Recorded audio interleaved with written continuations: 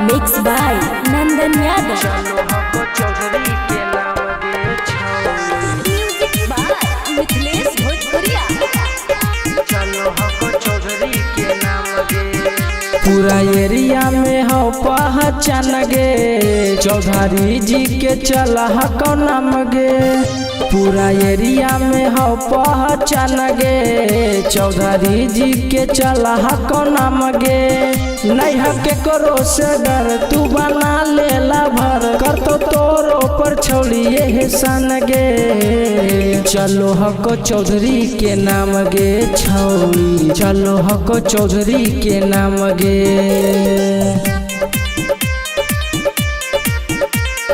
चलो हको चौधरी के नाम गे छौड़ी, चलो हको चौधरी के नाम गे। चलो हकोगे शासन नहीं बोलतो प्रशासन, चौधरी जी के जानो पूरा जिला में गे। चलो हकोगे शासन नहीं बोलतो प्रशासन, चौधरी जी के जानो पूरा जिला में गे।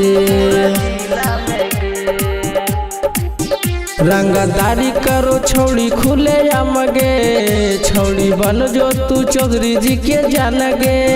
छोड़ी कारो हो प्यार दे तो जिंदगी सवार, तोरा घूमे तो छोड़ी पूरा धाम गे। चलो हको चौधरी के नाम गे छौड़ी, चलो हको चौधरी के नाम गे।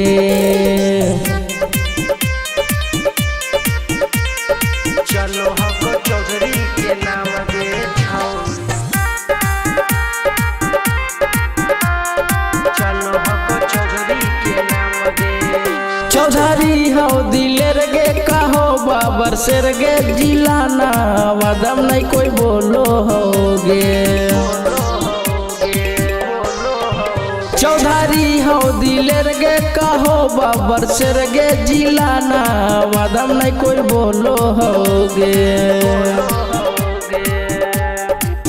रोशन बाबू से करीले प्यार गे, आयुष मोनू कहो बारा बारा गे। खूबे करता हूँ प्यार देता जिंदगी सवार, बतिया ले तू नंदन के मान गे। चलो हको चौधरी के नाम गे छौड़ी, चलो हको चौधरी के नाम गे।